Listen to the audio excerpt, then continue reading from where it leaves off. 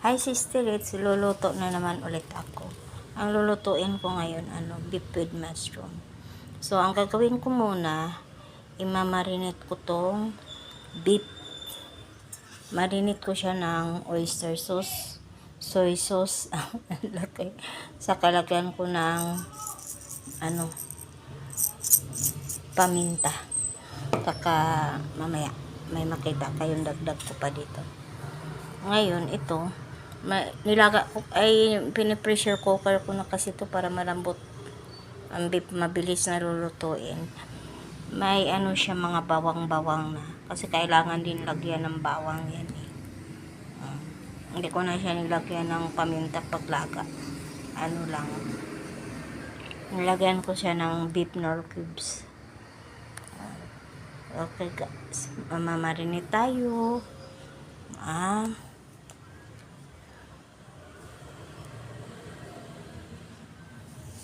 Tingnan nyo. Guys, magluluto na po tayo. Ito po yung mga sangkap ko sa pagluluto. Ito margarine, yung pang prito ng, yan ang ko ilalagay sa prito. Margarine, ito po yung minamarinate natin na baka, ito bawang, sibuyas, cheese, saka mushroom. Yung mushroom, layat na siya ng mushroom po.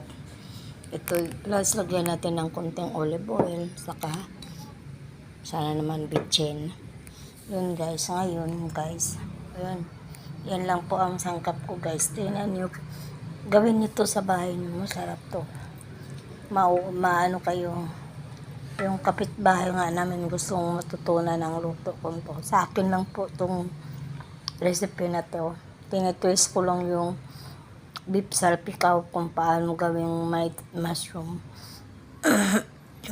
Guys, magluluto na po tayo. Yan, may apoy na yan.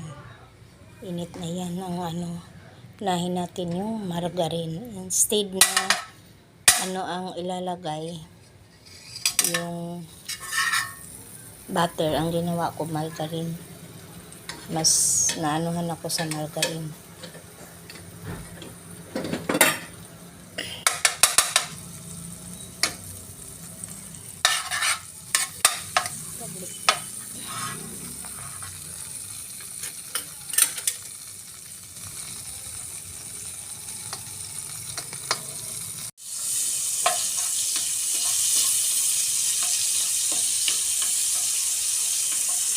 Tapos, nahin natin ang bawang.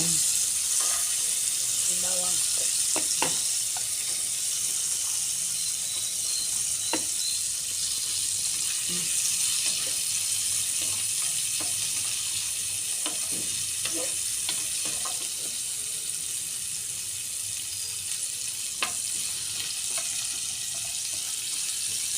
Pwede na guys, bawang. Pwede mga siya. Yung mga may bawang talaga siya.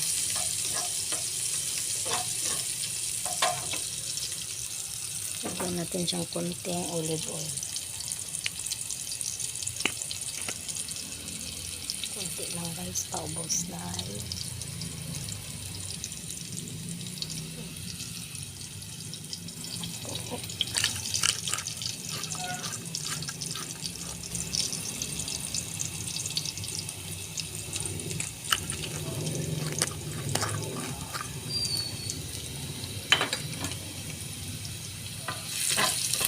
So, lagay natin yung sibuyas. Sibuyas po.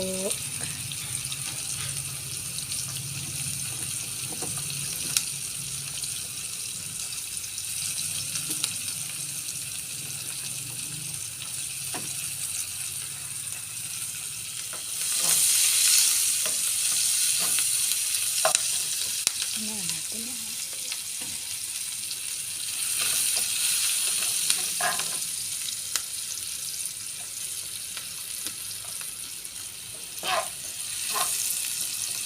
Tapos, lagay na po natin ang kanin.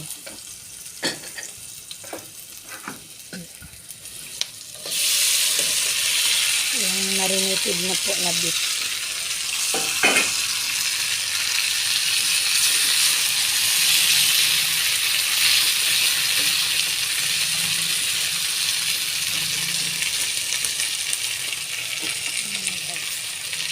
Palit ako ng sandok lambot.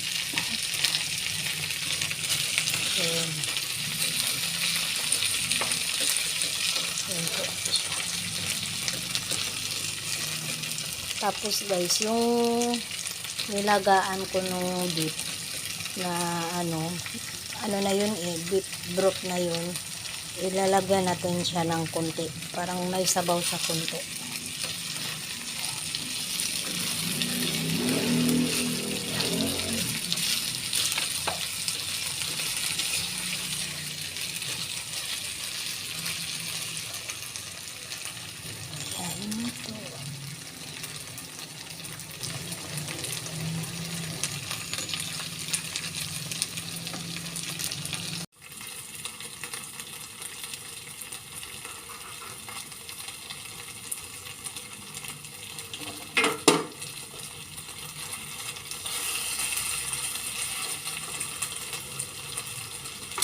Ibigay ko na sabaw.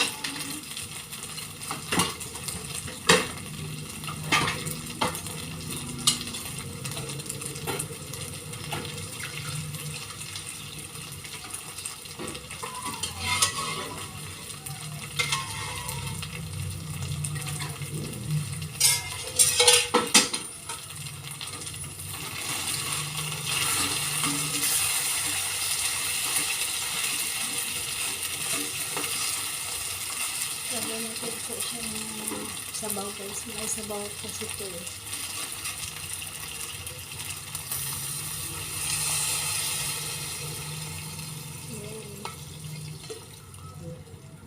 Tapos hintayin natin siyang makulo.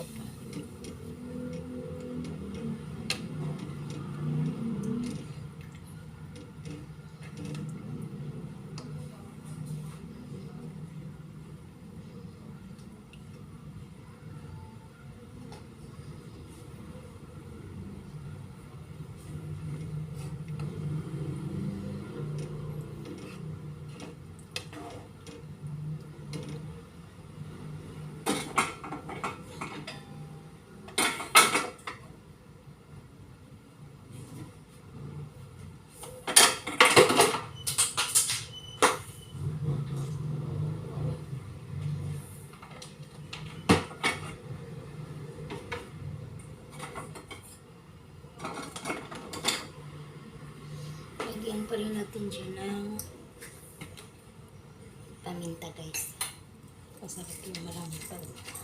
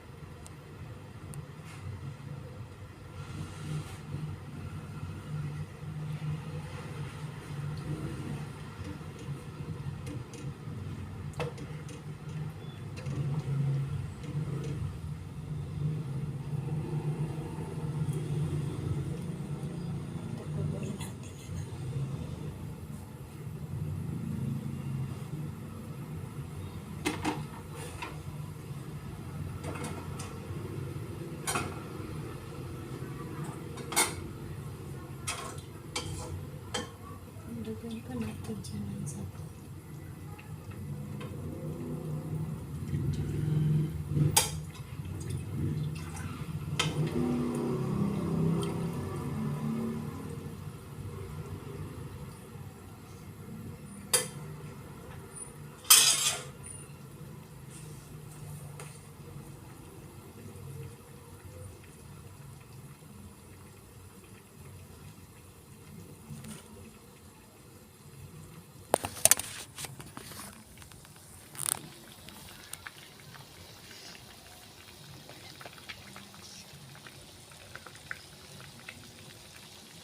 Kumukulo na.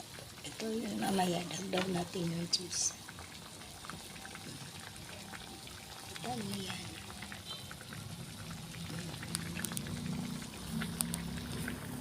Ito po ako na luluto.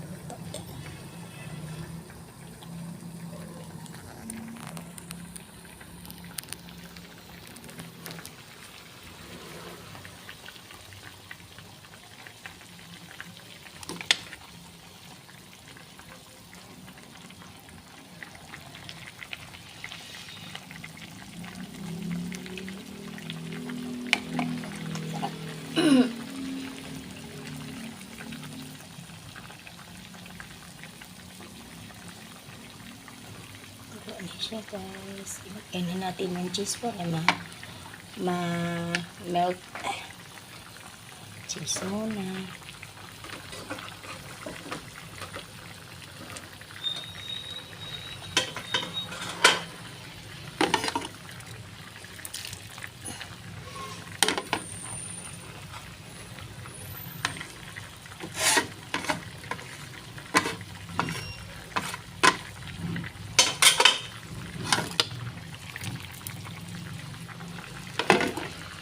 Pamilot natin yung cheese guys. Papatunaw natin hanggang ano kasi ano to quick melt na cheese.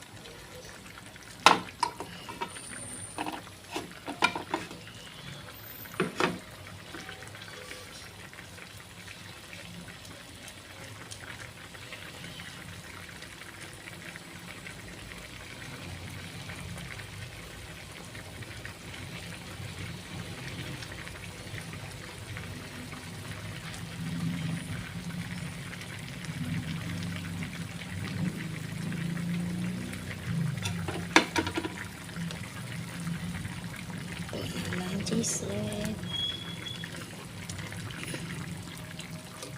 Pamilot natin ang cheese. Ba? Ganda ng kulay.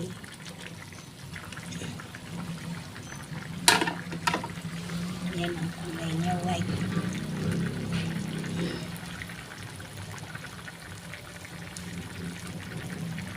Okay guys, creamy na siya guys. So, creamy na. Ang ano natin, sunod lagay, ang ano po, lalagay na natin yung mushroom.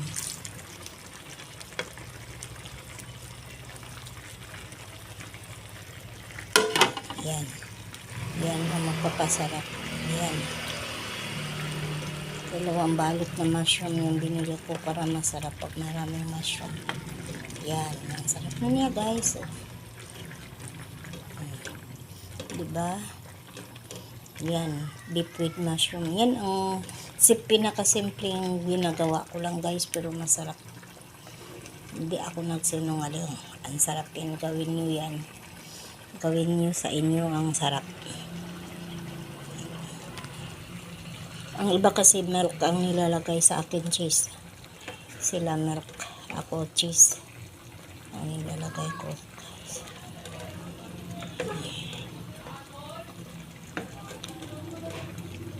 Nagka-creamy na yan kasi yung karne kanina nilagyan ko yun ng harina kaya nag-ano siya, naglapot na.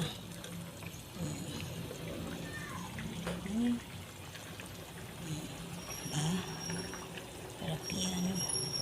Tikman natin guys. Ito na ako nilagyan.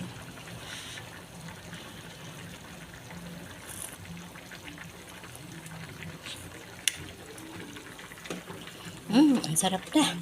Hindi ko nalalagyan ng bitchin kasi mahirap kasi yung paglaga kanina ng beef.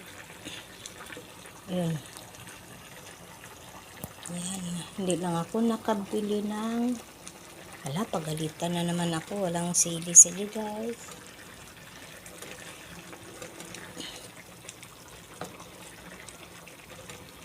Dahon pala.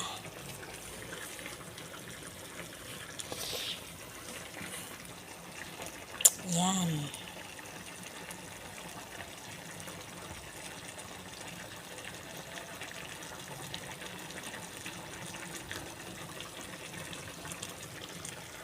Salamat sa panonood guys. Sa ulitin, luluto tayo ulit. Sana gagayahin nyo to sa bahay nyo. Wala akong sekreto sa luto ko. Basta tama-tama lang ang wag nyo sobrang alat o ialat. Luto na po yan. Kailangan ipakulo-kulo pa natin para hindi magaling masira ang ulam. Lalo na ngayon na di mo init ang panahon.